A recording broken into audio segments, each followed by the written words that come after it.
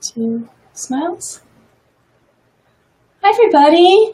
This is Inspiring Adventures with Miz Meliz. I'm Melissa Reyes, and tonight I have with me my bestie, Cindy Harrison. Hi, Cindy. Hi, Melissa. How are you tonight? Ooh, good, thank you. I'm going to turn my volume down just a little bit, and let's try that again. Hi, Cindy. How you doing? Hi, Melissa. I'm doing fine. How are you? That's good. I'm doing great. I'm doing great. Take two. One take, be live. So tonight on Inspiring Adventures, we're going to be talking about Leon Logothetis' book, Live, Love, Explore. And I've been talking about this all week on A Year in Bloom, my private Facebook group, where we talk about the inspiring adventures and motivational and inspirational topics, and where we get to meet and greet all of the different speakers that we have on Inspiring Adventures. And for this entire year, 2017, where the themes are about thriving, growing, and blooming. So we're halfway through the year and we're at a checkpoint kind of. And I thought it would be fun to go through the books one by one and kind of bring out some key points. And Cindy's going to be helping me with that. And then we'll have some more guest speakers too throughout the rest of the year. So hi, Adam. Thank you for being here. How you doing?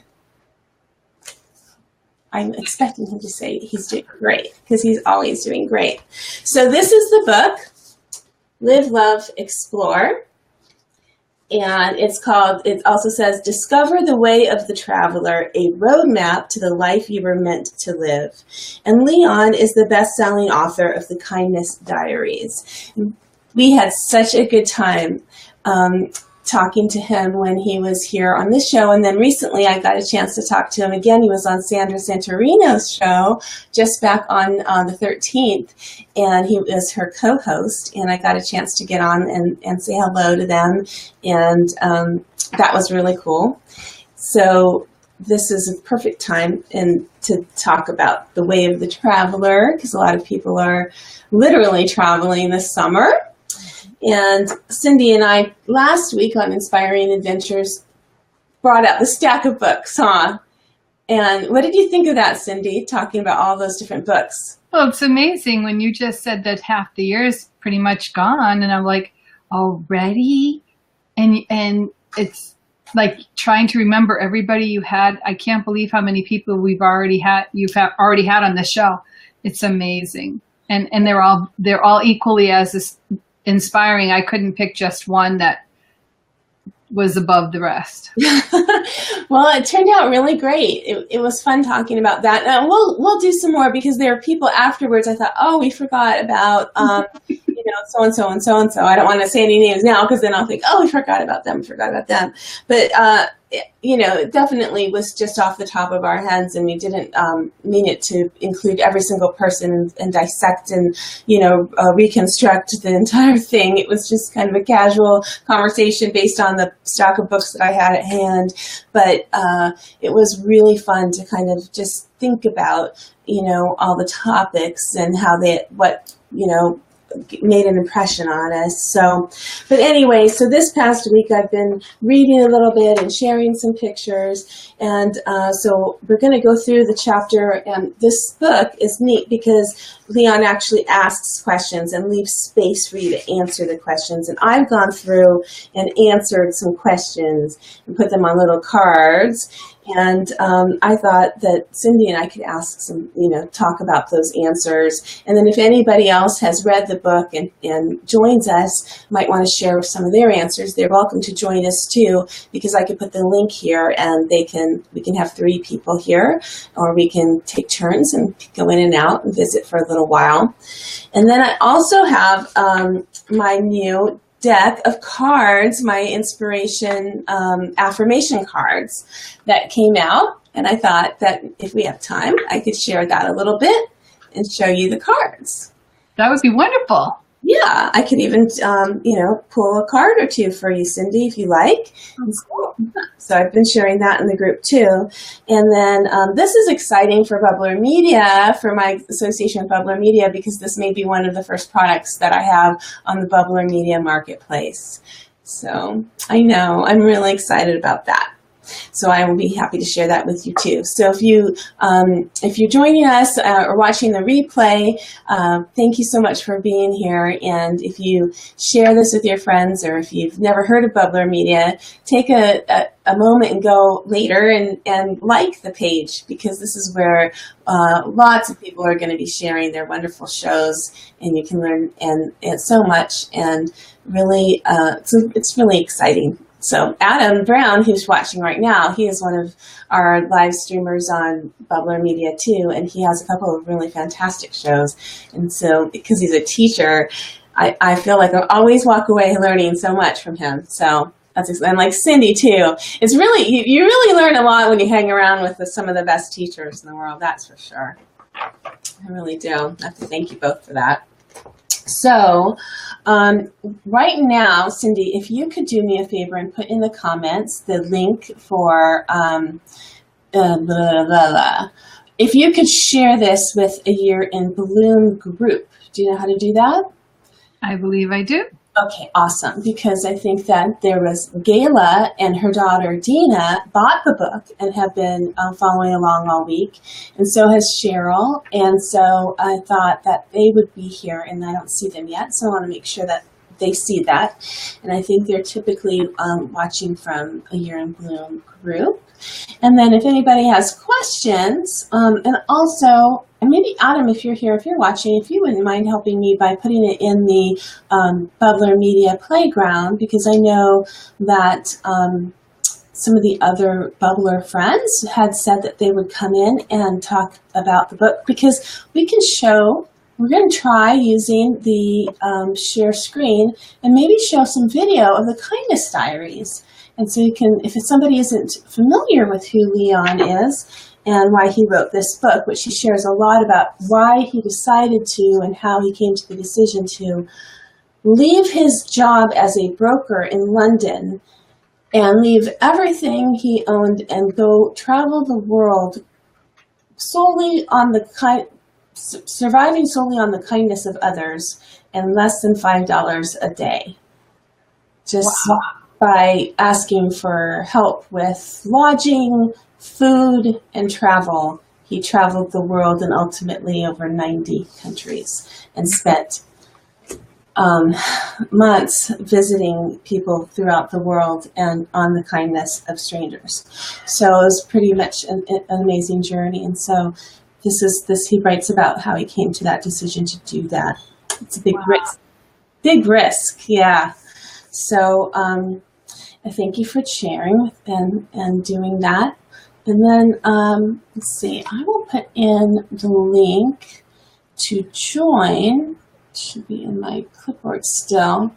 So you could do that here. So if I put comments, right, that helps. Absolutely. You know what? When we put comments, does that go on?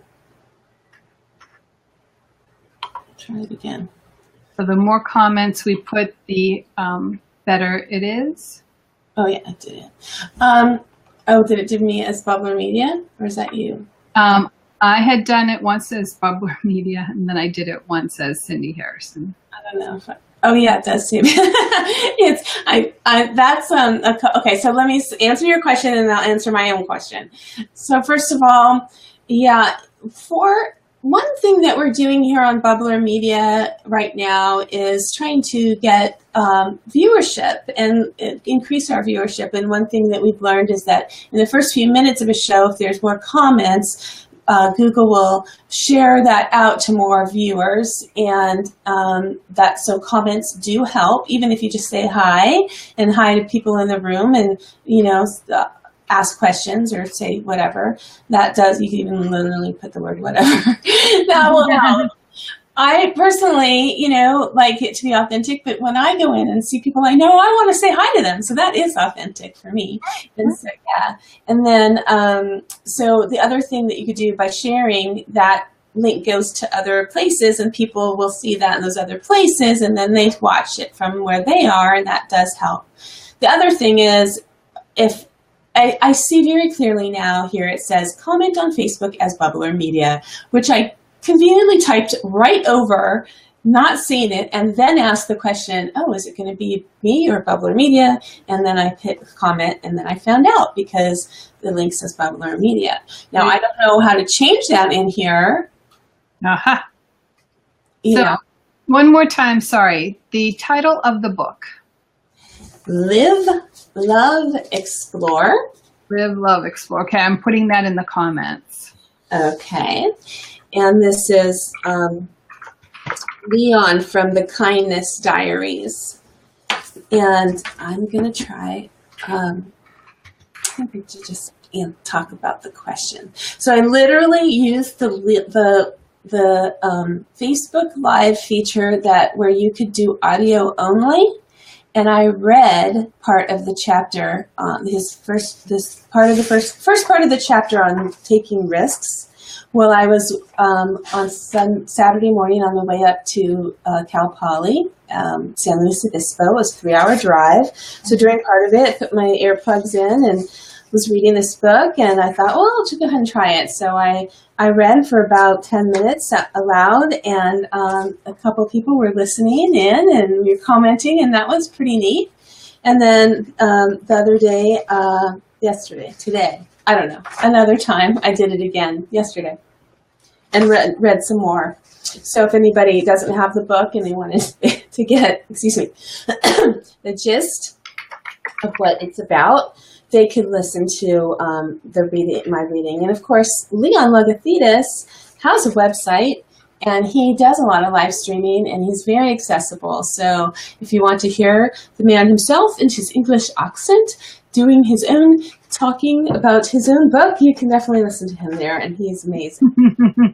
And of course, the Kindness Diaries are on Netflix, and I think there were 16 episodes that they made. Yeah. Episodes. And if you want to make sure you get a big box of Kleenex, go over to Costco and get the huge set, 6 boxes. Make sure you have plenty, because they're all tearjerkers. They're just amazing, because the people that he met and how humbling it was, and the encounters that he had, and it really did change me. So with no further ado, thank you for all the sharing. I'm going to talk about the question. So the first chapter is Taking Risks is the Only Way. And Leon has some amazing quotes in here. He's an excellent writer. This is his 4th book. And so I kind of like to write down quotes and jot them down. So here's where I wrote down the quote on this piece of paper and took some pictures and posted that on my Facebook too. And this one is the Leo Buscaglia, which is one of my favorites anyway. And he says, the person who risks nothing, does nothing, has nothing, is nothing, and becomes nothing. He may avoid suffering and sorrow, but he simply cannot learn and feel and change and grow and love and live. So, you can avoid that risk and live a sheltered life, but, what kind of life is that? Absolutely. So that's how he starts it off. Yeah, it's true, right, Cindy? And we're about taking risks now. We're like frontier women. We're out there blazing trails, and it's more like you're pushing me off a cliff. You asked me to, lady friend. She came to me and said, "Let's try. Can you help me?" And I have a dream. Yeah, and so here we are, and we're just going for it even more so. And so what we're talking about is, hi Kim, hey, how you doing? Glad to see you. If you want to join in, we're talking about taking risks, and I'm quoting from Leon's book here. We're about to ask some questions, so if you want to, if you're willing to share or listen to us sharing, that's what I'm going to do. So Leon goes on and talks about what it was like for him growing up, and he writes about his inner child, and what he, wanted to do and what he was like when he was a child and the kinds of things that he played. I think that's every life coach talks about that. I ask people that all the time, what kinds of games did you like to play when you were a kid? Because that is really the core of what we're passionate about. Usually goes back to what we like to do from the very beginning, what we're naturally called to do, what we naturally enjoy doing. Coloring. You love to color. That's makes sense, right? I like to boss people around. No, I'm just kidding. Makes sense. I grew up with a lot of adults, and I was very quiet, and I observed a lot, and so I'm still that way. But the truth is, I'm gonna make him laugh. I did like to play where I was creating things. I would spend a lot of time outside, like mud pies, and I was gardening, and I was, making little villages and stuff out of all the little plants, and, I was making things all the time, and so I do like to do that. Yeah, it was fun. And so, so Cindy put in, I love to color and paint with watercolor, and I love to teach.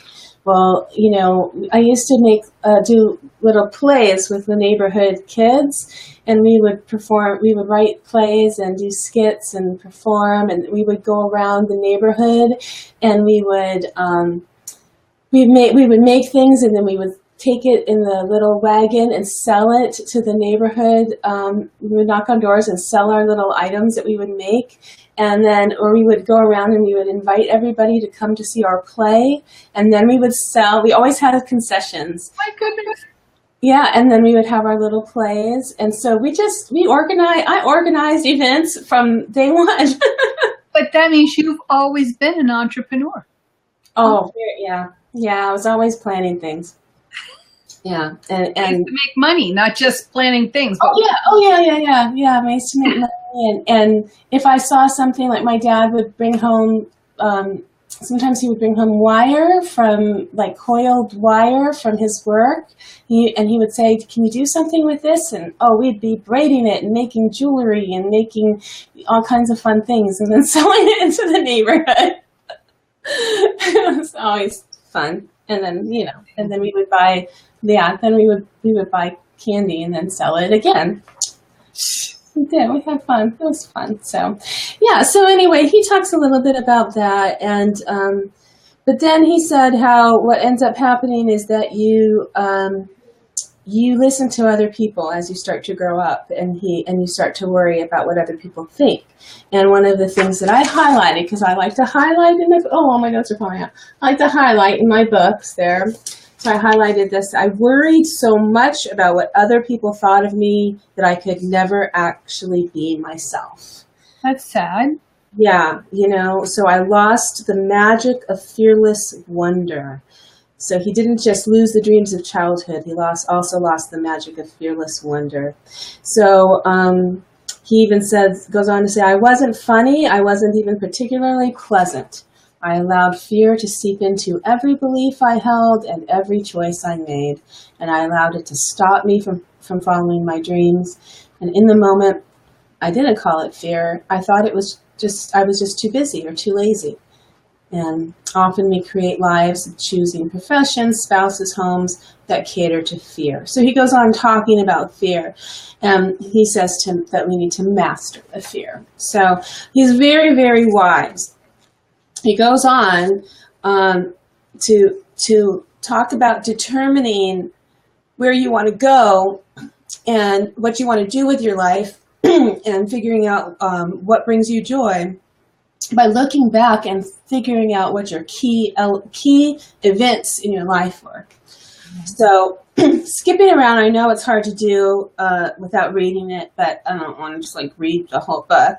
But I did want to share with you, Cindy, and I don't know, we talked about it earlier, so see if you came up with any that you'd like to share. But he says, what are your key life events? As you look at your own life, what are the 5 key events that have made you who you are today? either connecting you to your sense of purpose or preventing you from realizing it. Think back to your early childhood and review the challenges of adolescence. Maybe some of these moments took place in your early years of work, marriage, or child rearing. What 5 life events have shaped you?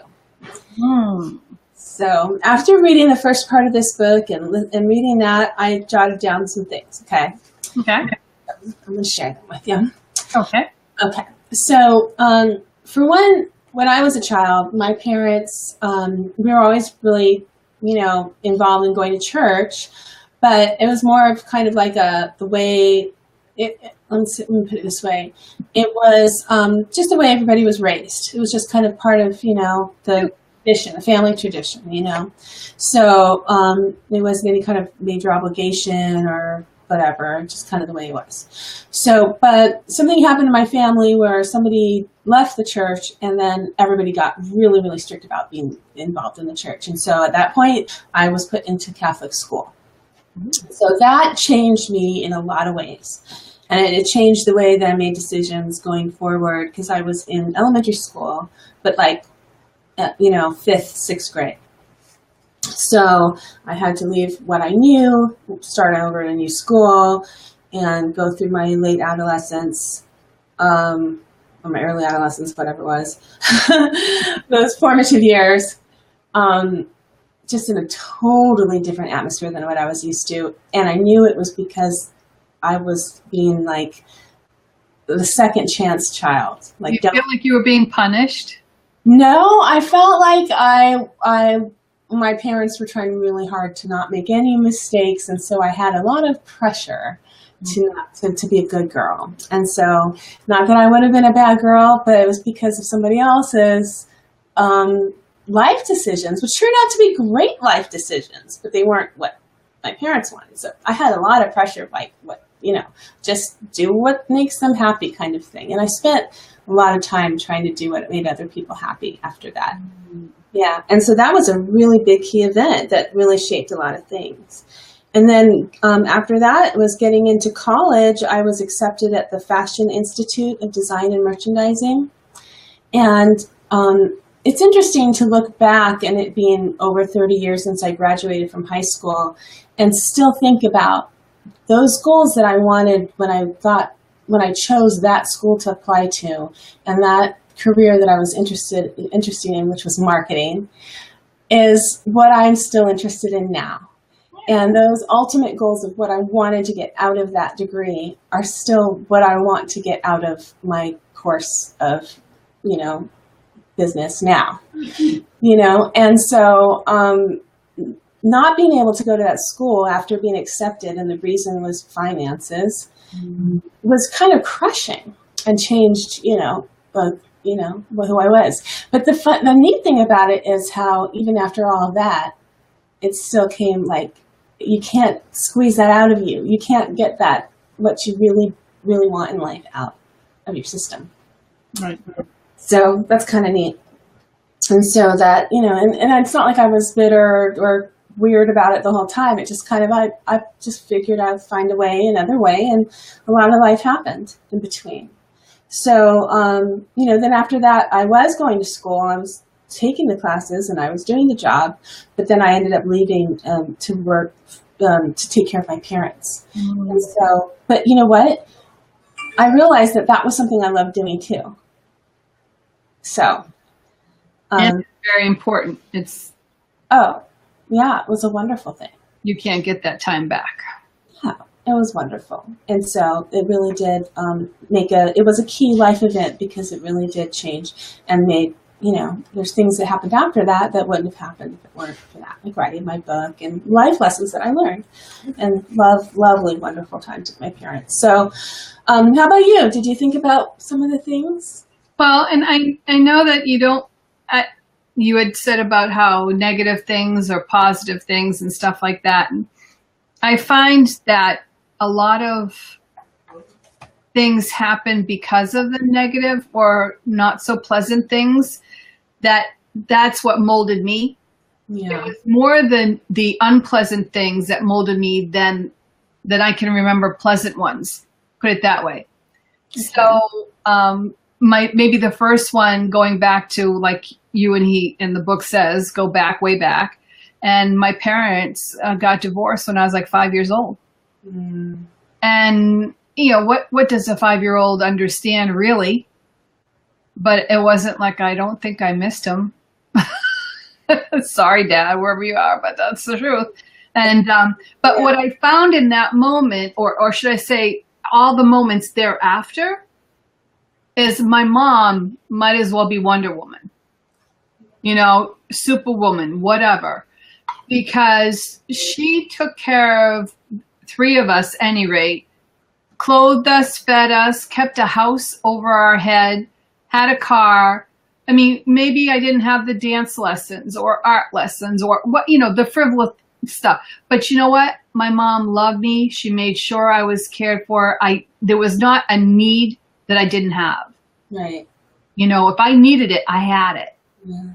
And because of her, I feel like I can do anything. I can do whatever I set my mind to do. I can do it. You know? So I think that would count. Absolutely. Absolutely. I mean, that was a key event. Your life could have been completely different, better or worse, who knows, but totally different based on that one thing. Oh, definitely. So did you want to share any others? Well, through it's always, there's something that, like, I also have moments where if somebody ever said to me, there was a situation in an organization where I was taking over, it's all volunteer work, taking over a position, and somebody told someone else, oh, that Cindy's not going to be able to do that job. She's not going to be good at that. You know, she can't do that. And I'm like, excuse me? So it's hurtful to feel like a person doesn't have any confidence in you. And if so, why wouldn't they offer their assistance to make you more successful? But because of that attitude from this one person, I decided I'm going to show her. So again, from a negative, I'm like, I can do whatever I darn well want to do, and I will do this, and I did a damn good job. So there you go again. Love you needed into it was a push, and I always try to take. And there was a couple other instances like that where I tried to take a negative, busybody statement and turn it into a positive. But yeah. You know, you just got to keep moving on. And I don't, you know, there's one thing you had mentioned about, and that Leon had said that he was always thinking about what other people are thinking about him. Mm-hmm. I'm trying in my head to think if there was a moment in my life that I ever felt that way. And I can't ever say I did. I can't. I remember being in 2nd grade, and I was always the tallest in my class. And there was a little, very petite little person, a girl. Mm-hmm. And I became best friends with her. And I was more like her protector because all the other kids would bully her because she was a petite little girl. Mm. And I just didn't, I'm like, no, you're not going to do that. What people thought of you. So I'm not a go-alonger. Mm-hmm. I don't go with the popular vote. I don't go with the bully. I root for the underdog. And if that makes me unpopular, so be it. I'm right. They're not. You're one tough cookie, lady. Well, Leon goes on to talk about something that I think is an interesting concept. I'm not sure if I've heard it put this way in other, let's see. Well, actually, he didn't come up with this. He blah, blah, blah. He calls it, he gives it to Twyla Tharp. Okay, he says, it's your creative DNA. I had not heard of that before. Have you heard of that before? Creative DNA? Explain. Okay, in her book, The Creative Habit, choreographer Twyla Tharp describes what she calls our creative DNA. I believe that we all have strands of creative code hardwired into our imaginations. These strands are as solidly imprinted in us as the genetic code that determines our height and eye color, except they govern our creative impulses. So he talks a lot about that, like kind of what I said about how even as young, as a child, we have in us kind of what we're called or meant to do in our lives. And so tapping into that feeling of knowing what it is you want to do. And he talks about being able to stand up to his father and to telling him that what it is he wants to do is to travel the world and take risks and meet people and to do it on no money. I think that's the hardest thing in life, is to tell your parent something that you know that they would maybe disapprove of. So, Exactly. Okay, so I could take it back. I don't care what other people thought, but my mom, and how she I was going to say, you do care, the people that you care about, you do. No, I don't think anybody can really completely say you don't care what other people think, because you want them to think good of you, and that you want them to be proud or whatever. It's the people I respect, my close circle, like yourself. I do care what you think to an extent, but we're also allowed to have difference of opinions. And just because you might have a difference of opinion and try to influence me to agree with you, and I might not. It's my prerogative. That's fine. Yeah, but a parent is different. To not please them, to not honor them, to not have them be proud of you. That I've seen that in people, and they hurt so much. Right. Well, Leon talked about how he felt like he had to let go of that feeling and disappoint his father. Of course, this is a man talking to his father, not a child. This is a man saying, you know what? I know you're going to be disappointed, but I need to do this anyway. And he stood up for himself, and then he walked away like he could stand tall, because he felt like for once he did something on his own for himself, because it wasn't to gain the approval of someone else, even his father. It was because he was really doing what he wanted to do, and that was quite empowering for him. So we're talking about Leon Logothetis' book, Live, Love, Explore, and I want to welcome you if you're just joining us. And we're talking about the next part of this book is I'm going to go on to your themes. So we talked about what kinds of things may have shaped us, key events in our lives, going back to our past and childhood and adolescence. And so then looking back, would you have come up with any specific themes? It could have been your creative DNA or what caused you. Let me read you what he said. Yeah, explain to me more about that. That one kind of, Okay, it's kind of neat. Okay. Actually, you're going to get it. As you look back at your puzzle pieces of what makes up your creative DNA, your themes might be rooted in creativity, being a writer or actor or sculptor. For others, the themes might have to do with science or math or engineering. For me, it was travel and connectivity and being of service. Determine the 3 themes that run through your life, and then write down how you can begin dedicating more time to them. So I guess the things that kind of keep coming up, maybe 3 main categories, you could call it, instead of themes. Okay. So thank you for typing that in. What are your themes? I know I spelled it wrong. Type what you love to do. So what I'll tell you what mine are first, and then you tell me what yours are. Right. So I looked back and I thought helping others came up again and again. I always enjoyed volunteering. I was president of the Key Club. We did Red Cross. I volunteered to help at retreats in high school. And then, so that's always been a part of who I am. Of course, then I did leave my job and stuff to help my parents. And I love to help other people. And then travel. I love to explore. I love to see new places. Even though I've always lived in the same place, I live 4 miles away from where I was born. We've never moved anywhere else. We live in different homes, but always in the same city. I love to travel. When I do go to other places, I always go, I could live here. This would be great. I enjoy visiting other places. And then the other thing is design and art. I love You know, I'm very influenced by art history, culture, and colors, and, you know, anything creative. I love that. I think we're sisters. Yeah, I think so too. I love teaching has always been who I am, I guess, helping others and teaching kind of hand in hand.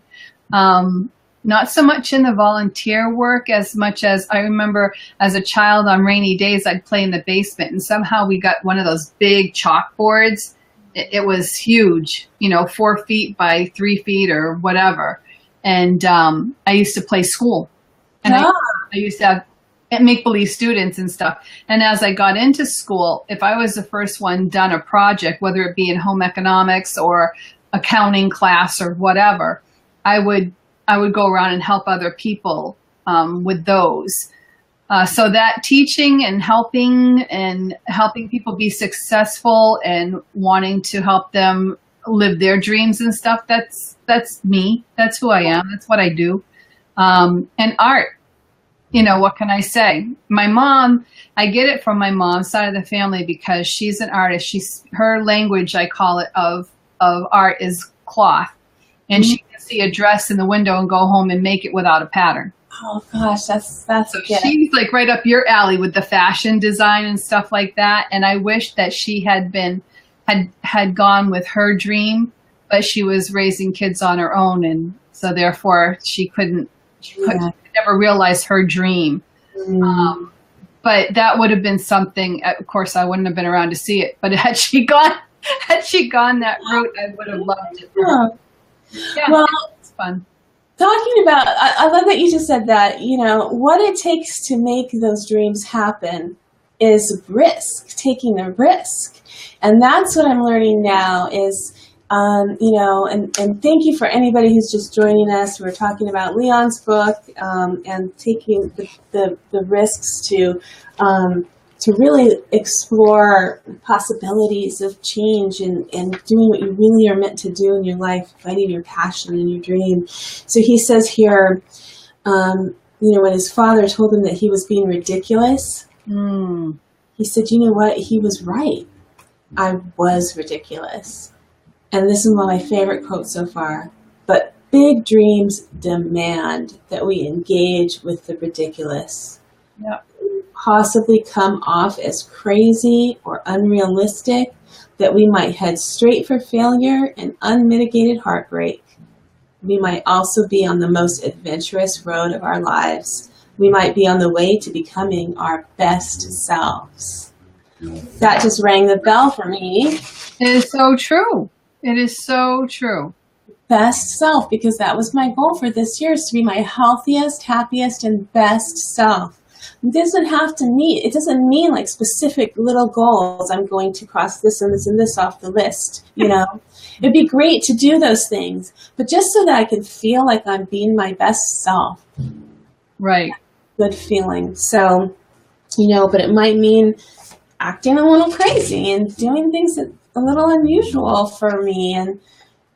But when the people are closest to me really sit and look at it and they go, you know what, you do seem happier and you seem to be doing the things that you've always loved doing. And good friends of mine who've known me my whole life say, you know what, you've been talking about doing that for a long time. That's nothing new. And I'm like, really? I feel like I'm doing something new here. It feels new. It almost goes back to like that vision board.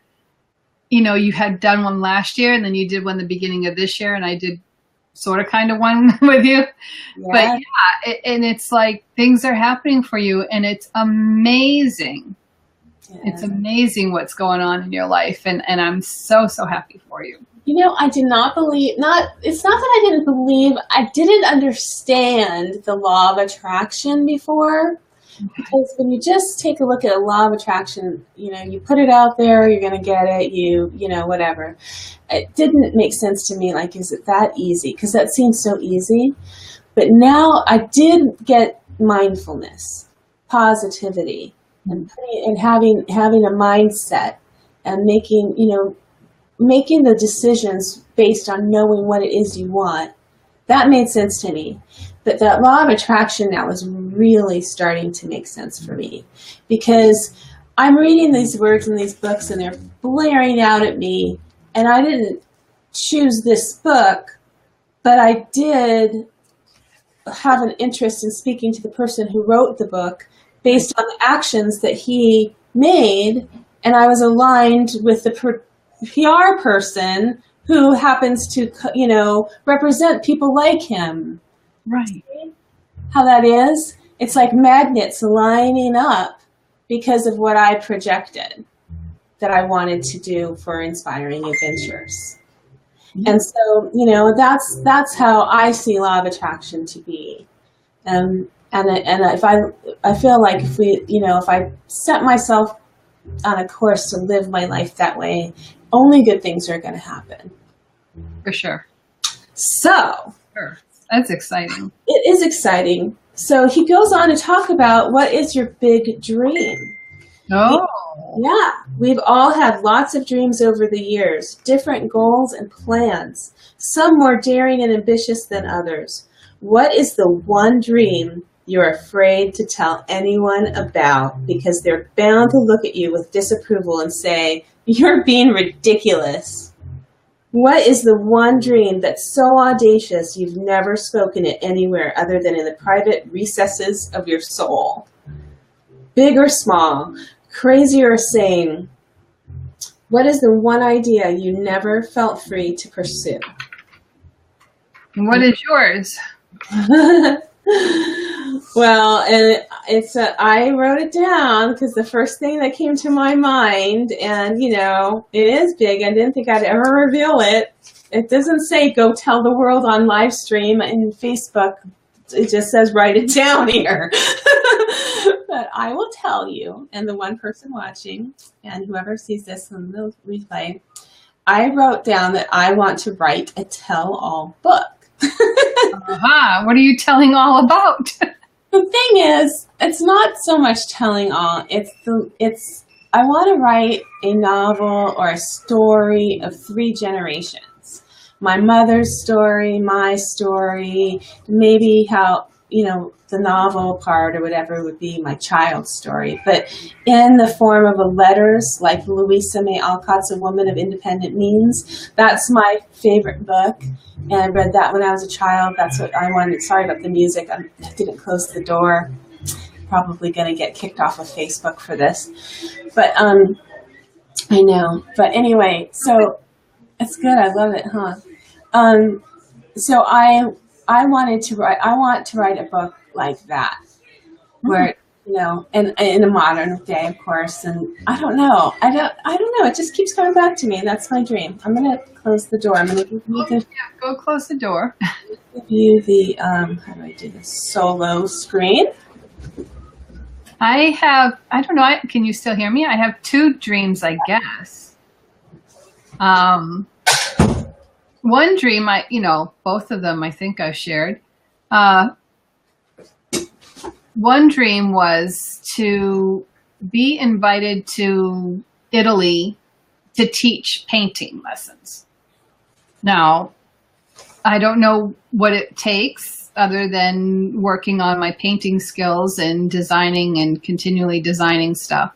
That, what could I teach them? I don't know. But to go to a foreign country, and maybe not just Italy, maybe Japan, I don't know, anywhere, to be invited and have them pay my airfare and hotel, and I probably stay with them in their house or something. That would be a fantastic dream. And I guess the second one would be to have a better memory, because I can't remember what the other one was. It was good, whatever it was, but obviously it was not as important as me traveling, because I love to travel as well.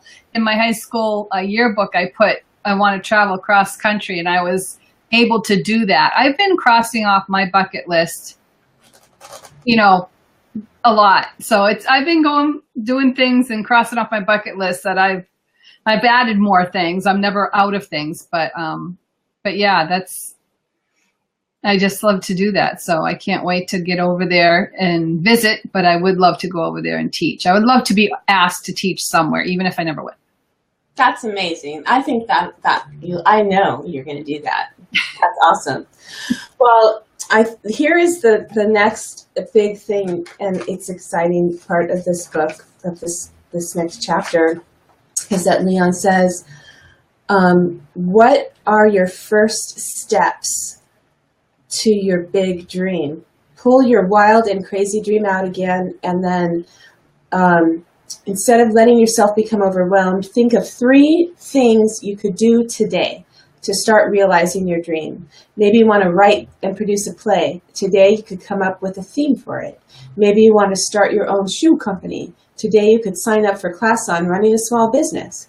Think of 3 actions you are absolutely realistic in working toward your big dream and write them down here.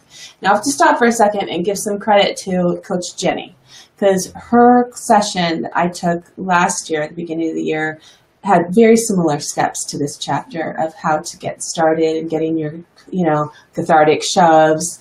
And I got her notebook and really did go through listing out how you're going to do these action items to get started. And I did follow this, and that probably is what led me to this, maybe why I like it so much. So this isn't the first time I've written out these these things. So, yeah, so it's, Leon didn't come up with these brilliant ideas, but he does put them in his book, woven into his story, his personal story, which is what I like. So it's a good reminder and a great way to Well, some people need to hear it more than once. I do. And I like to read this kind of book because this is what I like to do. It's another thing. So anyway, I wrote for mine, if I wanted to write that book, number 1 could be start writing it. There you go. Or even just an outline of, the top, how you want it to flow. Yeah. And having written a book before, I know that you don't get anything done if you don't actually write anything. Yes. And then number 2 is do research on my mom's generation, and start looking, because she's not around anymore, and only a few people are left that knew her, grew up with her. Kind of get going on that. Yeah. Yeah, and 3 would be, start talking to publishers and agents. I could definitely do that. Of course, that's a huge project that I don't want to really take on right now, but when would you start something like that? Well, like you just said, that your mom's friends aren't getting any younger either, and almost I can see, I don't know your written part of you, and I don't know your meerkat part of you and stuff like that. I know you as this, interviewer. I can see you going to their homes and asking them questions in their comfort setting, and then pulling those stories in, almost like a kindness diary with a twist. That would be great. So you're going to bring your adventures with them. You're going to bring your Lido cameraman with you. And you're going to interview these people and have them tell you their story that pertains to your mom, or, something like that. And then you're going to put this whole thing together, and you're going to have your own kindness diaries. Well, that's pretty neat that you said that. You are so intuitive. So what about you? What are some things that you could do to get I know you're going to Italy, so you can just get on the plane and go on the boat and do it. But what about teaching in foreign countries? Well, I did remember what the other one was, and it's still art related. And my society, the Society of Decorative Painters, has certification programs where you submit a painting to be judged. And I did submit it once, and I got a 55, which is the lowest number you can get before you get letters. And that was my goal. Just give me a number. Mm-hmm. And passing is 75. So I'm 20 points away from passing, and I could get 3 letters behind my name. Mm-hmm. But I love that. It basically, both of them just first and foremost requires me to paint every day. To build back my techniques. I had awesome techniques 20 years ago. I was phenomenal. I just didn't have the color theory behind me. The academic education. I had the talent and not the academic. Now I have the academic and I let my talent kind of dwindle a little bit, and I need to bring them together, and then I can go forward, and God knows, sky's the limit. Right, right. Well, step by step, you can write it out and work on that. You can do it. You're doing it now by working on more painting. You just got to do more bigger projects. Well, you don't like You're not sidetracking you too much with life. Like this little project? Yeah. Does that count? Does it count? No. Yeah. I mean, it does, because it's making me think outside the box, and I'm designing, but it's not. Maybe I'll work for getting you to Italy. No. Tokyo. Well, I want to move forward because looking at the time, we've got about less than 10 minutes, and Swipe Up to Chat is coming on next. They're starting a new time this week, and they're going to be right after Inspiring Adventures, so that's going to be really exciting. And I've got a jet because Lito and I, as soon as I'm done, are getting in the car, and we're going to an event out in Beverly Hills at the W. So it's a new restaurant that's opening up, and we're going to go to a little party at the Steak, which I think it's pronounced steak. It's a chop house. It's STK. So, are you going to Facebook Live it? Yeah, I sure am. So, but not till after Swipe Up to Chat. So you got to check that out first. So anyway, the last part of this book, or this chapter in this book, is he talks a lot about hustling. Not hustling in a bad way, but because he does talk about hustling that way too. But he said that, having to get out there and actually doing what it is that you set your mind to do, takes learning how to actually get it done and go out there. And it's hard. And for him, it was, getting help to get around and, where to stay and everything. Because he was traveling, yes. Yeah. And so what he did is he ended up finding out and learning in a very interesting way. I'm not going to give it away because you got to get the book. But he learned about that it took telling his story, and that sharing your story is about the scariest thing you can do. And I want to tell you, just sit right here publicly telling those things that we shared wasn't easy. I know it wasn't easy for me. I know I put you on the spot. And, it's incredibly brave to be able to share those things that are meant to be, between yourself, and it's intimate. And so, but that is the risk that you take when you want to make a huge change in your life, because it's sharing your story. It's going to make the difference. And he goes on to say that the greatest reward you get from taking risks is faith. And I love that. I love that. He said, faith that when we jump off the cliff, we will land in the water below. Faith that the people that will show up just when we need them the most. He goes on and talking about how anything is possible when we believe. And when you tell your story, you free yourself and give other people permission to acknowledge their own story. And Cindy, that's what Inspiring Adventures is about. And that's what Paint with Heart is about. Enabling other people to share what they're great at and what their story is. So it's so exciting. So the last question in this chapter is about how can you share your story? So I wrote, I can share my story in A Year in Bloom on Inspiring Adventures when I speak at Connect Her in August, and to anyone I can get to listen to me.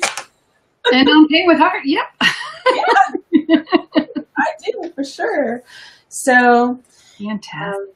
Yeah, and then he says, where do we go from here? If we think of risks as opportunities, they also become daring invitations to live lives we were meant to lead. So look at risk as opportunities. So, today I used the card. Which one is the one that I pulled for today? I'm looking at the cards. I know, they're beautiful. Thank you so much. I'm just loving how it feels to have them as a deck. So this is Imagine. This is the card I used for today's affirmation. And it says, imagine how you are part of life's endless possibilities. So every day I post one of these on A Year in Bloom, and sometimes on Instagram and Facebook, and it just helps me to have a theme for the day or a thought for the day, and I would love to be able to share these, with you. So would you like me to draw one for you? If you want to, you got 5 minutes. All right, well, I'm gonna give these just a little shuffle, and because this is just gonna be random, okay? Okay. Yeah, so I'm going to imagine it. No. flip through these and you can tell me when to stop, okay? Ooh, it feels so good. Stop. All right. It's interesting that you said stop on this one because it says calm. Treat yourself to calming moments of peace and tranquility. And out of the whole deck, this is the picture that Cindy took and gave to me. This is your picture of flowers on in New Hampshire. My dining room. In your dining room. So that's amazing. That's the card that you picked, Cindy. Well, you fumbled on it. It didn't slide right across very easily, and it was like, that's the one. Yeah, it was your card. So it felt you. So that's kind of weird. No, anyway, but so if anybody's interested in the cards, let me know. Put a comment in and I'll talk to you about how you can get a deck of cards or the book. There's a book too that has all the affirmations in it. And so it's another way that you can, I don't know, just use some inspiration in your daily life. Yeah. So, any questions? No, it was a wonderful show. Thank you for having me. Well, thank you so much. So next week, I think I guess we'll just look at another book. So come to A Year in Bloom or check out Bubbler Media on the event page, and I'll let you know what we're going to talk about next week. Awesome. So, okay, have a great night, everybody. Enjoy. Swipe up to chat. So we'll just say good night here, and we'll talk to you next week on Inspiring Adventures. Bye, everybody. Bye.